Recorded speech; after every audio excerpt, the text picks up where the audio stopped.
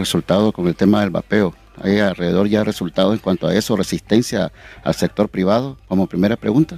Vean, más bien estamos muy contentos porque con la resolución de la detención de lo que es la distribución de este tipo de vapeos, pero los vapeadores que justamente tienen nicotina sintética o otros compuestos que no son legales en este país, como el cannabis, ¿verdad? Lo único que se ha tenido son como acercamientos para ver cómo ellos pueden de alguna forma hacer las cosas correctamente, número uno. Y otro, sí se generaron acercamientos a la tribunales para poder poner medidas cautelares al respecto. Pero ¿qué dijeron los tribunales? Más bien nos dieron la razón y solicitaron que sacáramos el reglamento de la 10.066, que es la ley justamente para este tipo de dispositivos.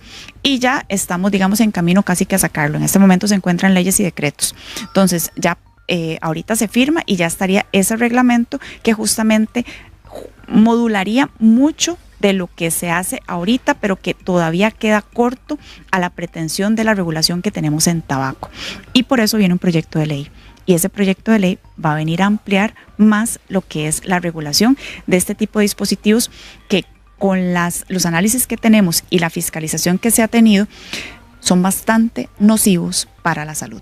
Ministra, aquí en este Parlamento el propio jefe policial Cubillo había manifestado que hay casos donde ellos han reprendido a personas que fuman marihuana en lugares públicos.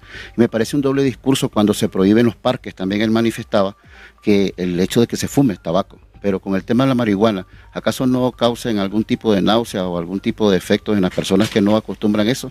Habría que trabajar en eso porque es un tema de tabú. ¿Qué opina usted?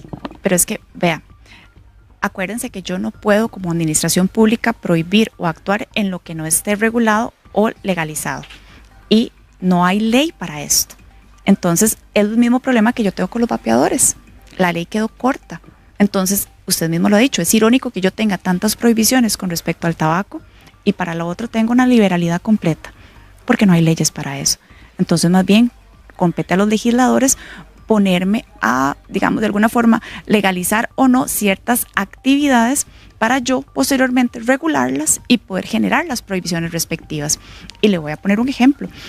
Toda la parte de patrocinio y toda la parte de alguna forma de publicidad que tiene regulado. Ustedes han visto que cuando ustedes compran una caja de cigarrillos hay toda una película de vea, esto es nocivo, que no se puede, y que hay una foto ahí media feilla de todo esto. Y eso no lo trae la ley para vapeadores y es más tóxico y nocivo. O sea, hay muchas debilidades en cuanto a la ley existente y otras cosas que desafortunadamente nosotros no podemos prohibir porque no tenemos una sombrilla legal que nos ampare. Llegado a ese punto, ministra, hablemos sobre el tema de contaminación. Ahora pasemos al ruido. Me parece que hay nuevas regulaciones sobre eso. ¿Qué opina? Exactamente, más bien de todo lo que sí podemos como competencia hacer es regular o mejorar lo que es la salud de la población y en este caso el ruido. El ruido se ha definido de alguna manera como algo nocivo que daña no solamente fisiológicamente a las personas, sino también psicológicamente. Produce cambios como aumento en la frecuencia cardíaca, respiratoria, la presión arterial, produce infartos, produce ansiedad, irritabilidad y sobre todo trastornos de sueño importantes.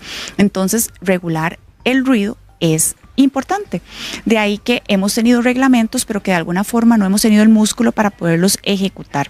Ahora se salió un nuevo reglamento, pero que necesitamos con los gobiernos locales sentarnos para poder empezar a hacer un ejercicio muy importante y es cuáles las zonas dentro de su plan regulador que van o no a ser afectadas. ¿Y por qué?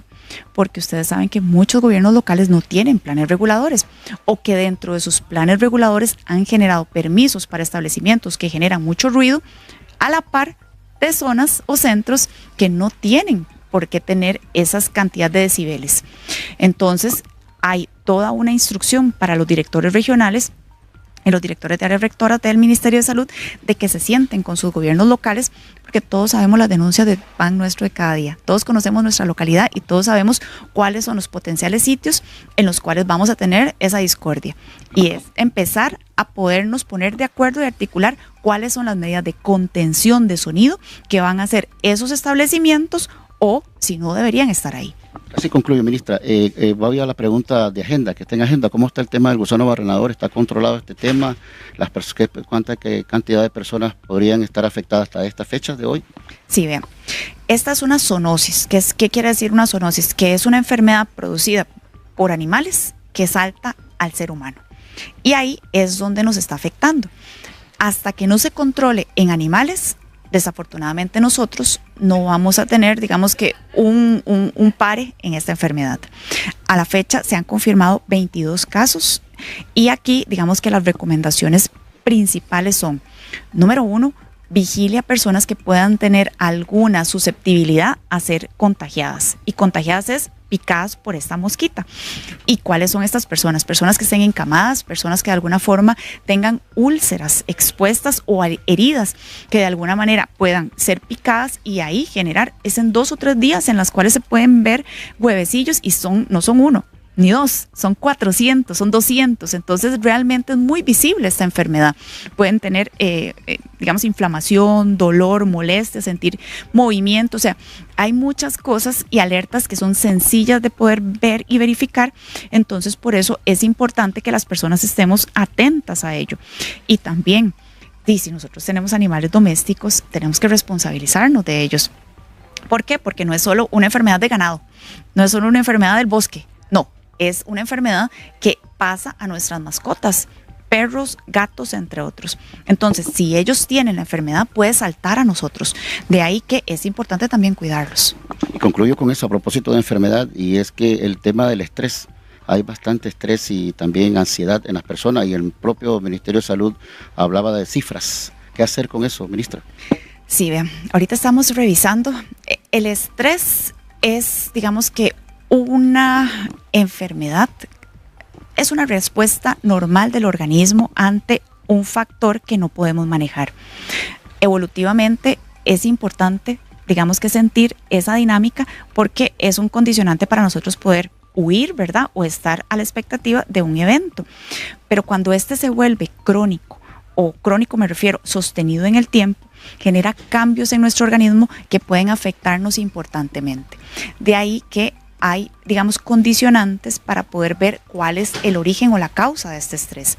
Entonces, puede ser un estrés laboral, por alguna problemática personal, por alguna problemática en la enfermedad de alguien que está padeciéndolo, entre otras cosas. Situaciones de violencia, entre otras cosas. Entonces, muy, muy importante es poder canalizar cuál es el origen de eso y tratar el origen, porque eso es un desencadenante de algo. Sí, el Ministerio de Salud está haciendo un abordaje en cuanto a un diagnóstico de problemática de salud mental en el país para poder generar líneas estratégicas operativas y poder de alguna forma incidir en factores que pudieran estar vinculados a esto.